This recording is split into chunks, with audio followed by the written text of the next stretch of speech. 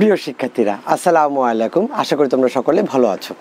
গত ক্লাসে আমরা যেটা নিয়ে আলোচনা করেছিলাম সেটা হলো ভিসকোস রেয়ন তৈরির বিভিন্ন ধাপগুলো নিয়ে। সেখানকার আমি বলেছিলাম যে এটাতে প্রায় 12টি ধাপ রয়েছে। তো এই 12টি ধাপকে একটা ক্লাসে একবারে কোনোভাবেই বোঝানো সম্ভব না, বা বুঝালেও সেখানে দেখা যাবে অনেকগুলো কথা থেকে যেতে পারে। সে কারণে আমি এটাকে 3টি পার্টে বিভক্ত করেছি। প্রথম পার্টে আমরা আলোচনা করেছিলাম হলো আমাদেরকে কাঁচামালকে সংগ্রহ কীভাবে করা হয়, তারপরে হলো বিশুদ্ধীকরণ, তারপরে হলো কন্ডিশনিং এবং স্ট্রিপিং। আজকে আমরা আলোচনা করব শেডিং, এজিং, চার্নিং ও মিক্সিং বা ডিজলভিং নিয়ে। তো শেডিং বা কাটিং ব্যাপারটা কি, শেডিং বা কাটিং আর কি।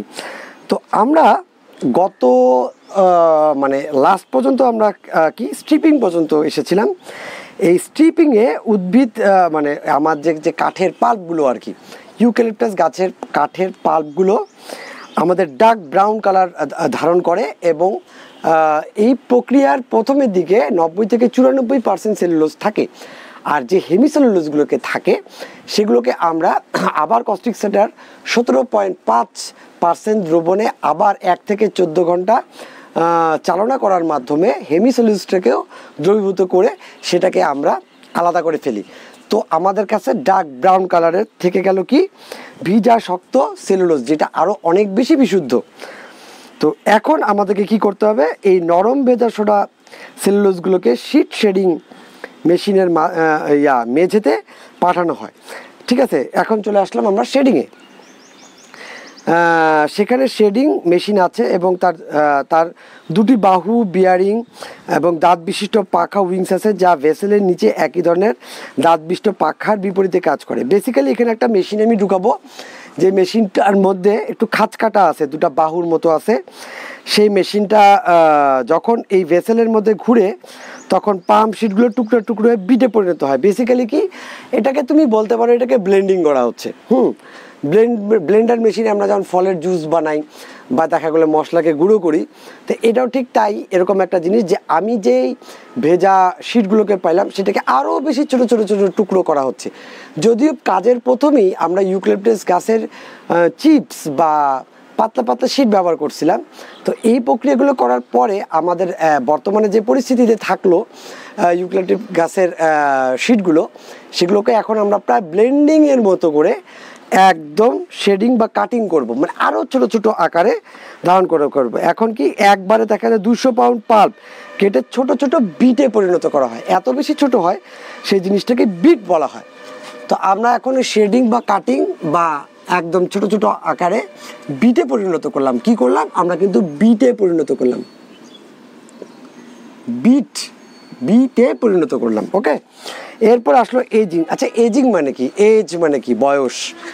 এজিং মানে কি? বুড়ো করে ফেলা, বয়স্ক করে ফেলা। হ্যাঁ, এটা তাহলে এজিং ব্যাপারটা কি? এটাকে অ্যাকচুয়ালি এজিং প্রসেসটা এরকম একটা প্রসেস যেটা রেখে দিলে বা অনেক দিন ধরে পড়ে থাকলেই এই ব্যাপারটা হয়।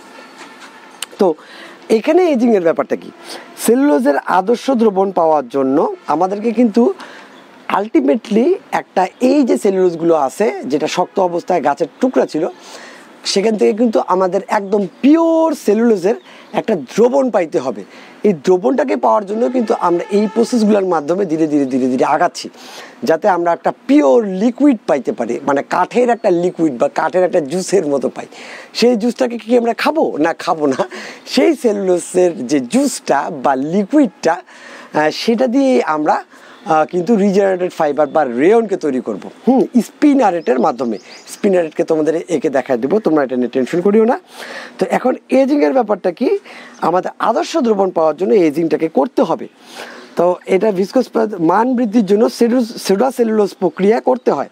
বেসিক্যালি কি, আমাদেরকে যখনকার আমরা পাইছিলাম কাঠের মধ্যে কি ছিল, সেলুলোজ ছিল, সেই সেলুলোজটাকে আমরা সোডা সেলুলোজে পরিণত করলাম। তোমাদের কি মনে আছে বা তোমরা কি বলতে পারবা কিভাবে আমরা সোডা সেলুলোজে পরিণত করলাম? কস্টিক সোডা দ্রবণের মাধ্যমে। আমরা প্রথমেই কি করলাম, সেলুলোজ বিশুদ্ধীকরণ। তো সেখানে আমরা কি করলাম, সেখানে কাস্টিক সোডা দ্রবণে দিলাম, তারপরে কিন্তু আমরা কন্ডিশনিংও কাস্টিক সোডার মধ্যে দিছি। এভাবে আমরা কিন্তু সোডা সেলুলোজ তৈরি করে ফেলছি।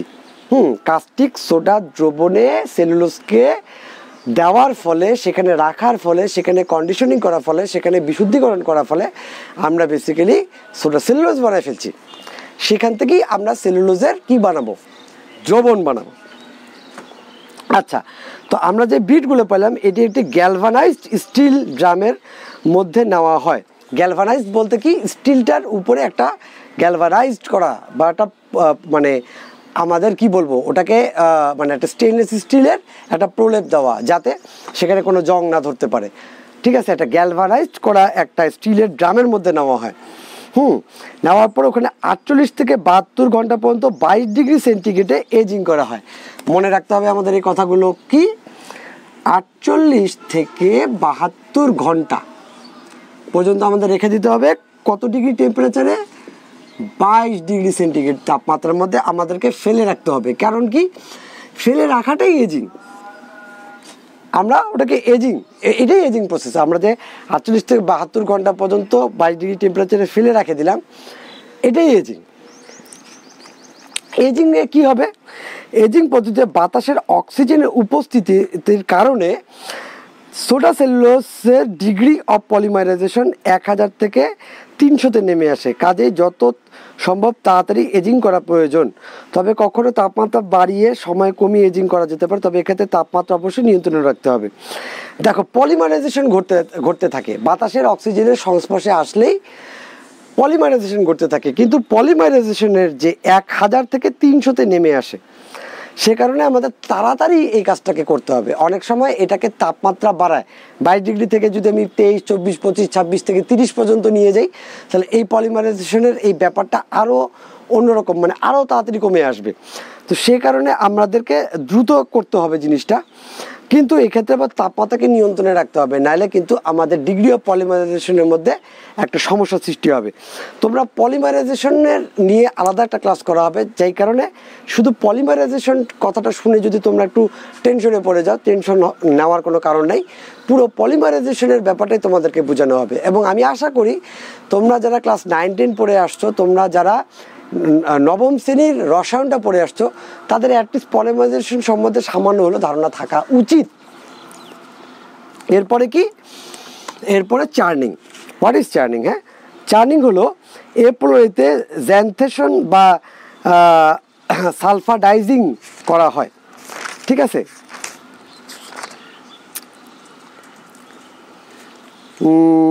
আমাদের যে ব্যাপারটা পাইছিলাম আর কি, হ্যাঁ, আমাদের জ্যানথেটের ব্যাপারটা আমাদের আরও আগেই আলোচনা করা হওয়ার কথা। তারপরে আমি তোমাদেরকে ওই জায়গাটা থেকে এই ব্যাপারটা একটু বুঝিয়ে দিই।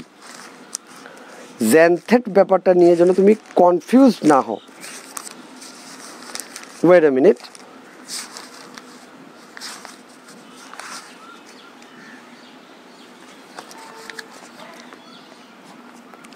আচ্ছা, আমি এই ব্যাপারটাকে একটা কাজ করব, আমি এটাকে জ্যানথেশনের ব্যাপারটা কি, হ্যাঁ, ব্যাপারটাকে আমি সামান্য একটু আলোচনা করতেছি, কিন্তু এটাকে নিয়ে আমি আর একটা ক্লাস করব। রিজেনারেটেড সেলুলোজ ফাইবার যে প্রস্তুতির প্রক্রিয়া, সেটা একদম সংক্ষেপে যদি আমি বলি, সেখানে প্রথমে সেলুলোজকে আমরা অ্যালকালি সংযোগে সোডা সেলুলোজে রূপান্তরিত করি, এটা তোমরা জানো। তারপরে এই সোডা সেলুলোজের মধ্যে আমরা কার্বন ডাইসালফাইডটাকে অ্যাড করি, যাতে আমাদের জ্যানথেট ডাইসালফাইড তৈরি হয়। এতটুকুই আমরা জেনে রাখি। তারপরে জ্যানথেট ডাইসালফাইডের সাথে সালফিউরিক অ্যাসিড মিশানোর পরে আমরা রিজেনারেটেড সেলুলোজটা পাই। তো আমাদেরকে এই জায়গাতে যে বলতেছে ব্যাপারটা, চার্নিং আমরা কি হচ্ছে, এ প্রণালীকে জ্যানথেশন অথবা সালফাডাইজিং বলে। তো ব্যাপারটা কি, এখানে আসলে কি হচ্ছে জানো, আমি এটাকে এখানে লিখে দিই, তাহলে তোমাদের জিনিসটাকে বুঝতে, বা তোমরা যদি এটা একটু লিখেও রাখো তাহলে তোমাদেরকে বুঝতে সুবিধা হবে। এবং আমি নেক্সট ক্লাসের পরের ক্লাসে আমি এই ব্যাপারটাকে পুরোপুরি ক্লিয়ার করে দিব, যে রিজেনারেটেড সেলুলোজই বলো বা তুমি রেয়নই বলো, সেই দুইটাই কিভাবে তৈরি হচ্ছে, এটা কেমিক্যাল রিয়াকশনটা কি সেটা আমি করে ফেলবো। আমরা যে সোডা সেলুলোজটা এখানে কিন্তু আমরা এখানে চার্নিংয়ে পর্যন্ত আমরা পাইছি কিন্তু সোডা সেলুলোজ,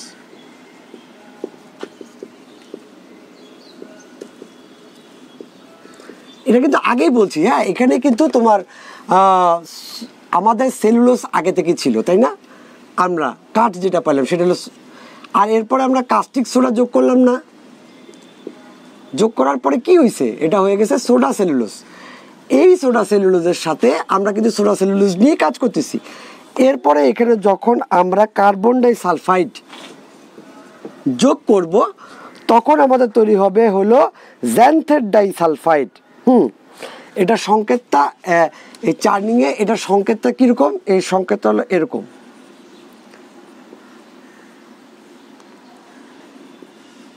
আমি আবার বলে দিচ্ছি, এই পুরো ব্যাপারটাকে আমি আরও সুন্দরভাবে নেক্সট ক্লাসে, পরের ক্লাসে আমি ক্লিয়ার করে দিব। সেই ক্লাসটাতে মানে জন্য একটু অপেক্ষা করা তোমাদের অনুরোধ করছি, যে এই ব্যাপারটা আসলে হচ্ছে কি চার্নিং প্রক্রিয়া, কীভাবে সোডা সেলুলোজ পাইলাম, কীভাবে সেখানে আমরা কার্বন ডাই সালফাইডকে যোগ করলাম, সেটার পরে আমরা যে জ্যান্থেট ডাই সালফাইড পাইলাম সেটা আসলে কি, এবং জ্যান্থেট ডাই সালফাইড থেকে আমরা কীভাবে রিজেনারেট সেলুলোজ পাবো, আমি অবশ্যই এটাকে ক্লিয়ার করে দেবো। তো এখন আমাদেরকে এই জায়গাটাতে আসলে কি হলো সেটা আমাদেরকে বোঝার বিষয়। আমরা এই চার্নিংয়ে আমরা এই কার্বন ডাই সালফাইড যুক্ত এই প্রসেসেই করা হয়, যার কারণে এই প্রসেসকে জ্যান্থেশন বা কি বলা হয়, সালফাইডাইজিং বলা হয়। আচ্ছা, এজিং প্রণালীর পরে সোডা সেলুলোজকে ছোটো ছোটো বিটগুলোকে ঘূর্ণায়নমান হেক্সাগোনাল কি মানে 6টা, এই যে হেক্স 1 2 3 1 2 3, হ্যাঁ, তারপর 4 5 6, এটাকে হেক্সাগোনাল বলা হয়। এই টাইপের একটা মানে কি ভ্যাকুয়াম ড্রামের মধ্যে দেওয়া হয়।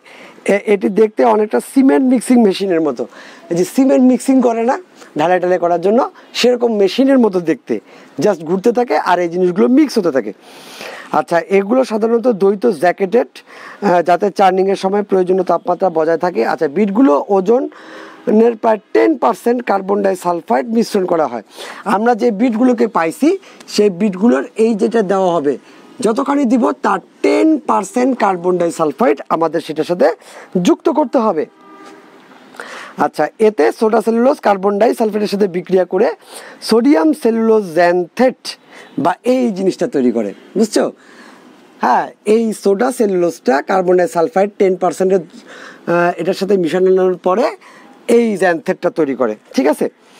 এবং আস্তে আস্তে রং পরিবর্তন করে সাদা থেকে হালকা হলুদ, পরে গাঢ় হলুদ এবং সর্বশেষে ধূসর। প্রথমে এই জিনিসটা থাকে সাদা, তারপর থাকে হলুদ,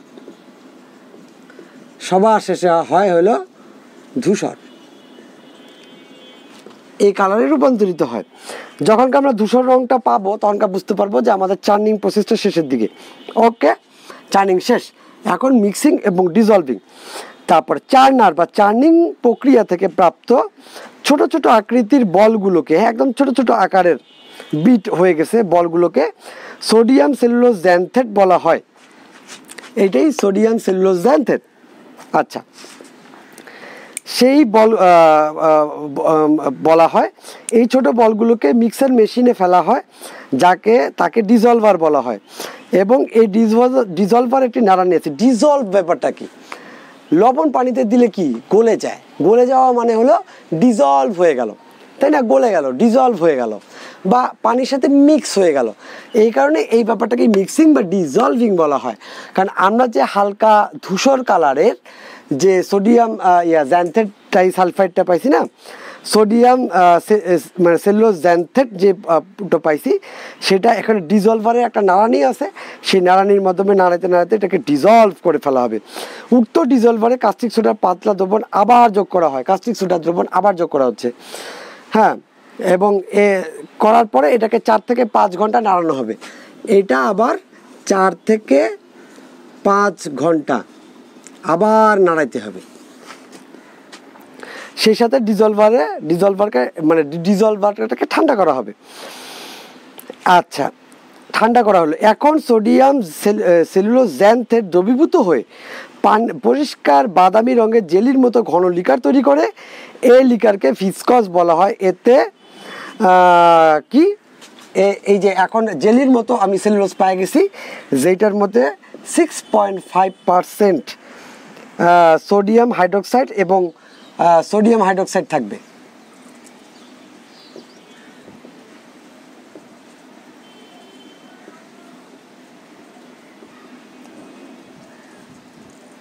আর হলো 7.5% সেলুলোজ থাকবে। নেক্সটে আর কি থাকলো, নেক্সটে আমাদের থাকলো হলো আরও 4টি প্রক্রিয়া, ব্লেন্ডিং বা ফিল্ট্রেশন। কারণ এই যে জেলির মতো যে জিনিসটা পাইছি সেলুলোজটা, ওটাকে আমাকে ফিল্টার করতে হবে, তারপর রিপেনিং করতে হবে, স্পিনিং করতে হবে, ওয়াইন্ডিং করতে হবে। তো নেক্সটে আমরা তাহলে বাকি প্রসেসগুলো ব্লেন্ডিং বা ফিল্ট্রেশন, তারপর রিপেনিং, স্পিনিং ও ওয়াইন্ডিং সম্বন্ধে আমরা আরও ভালো ধারণা লাভ করব। তো নেক্সটে আমাদের লাস্ট পার্ট, সেটা দেখার জন্য তোমাদেরকে অনুরোধ করছি, সে পর্যন্ত অপেক্ষা করার জন্য অনুরোধ করছি। আসসালামু আলাইকুম।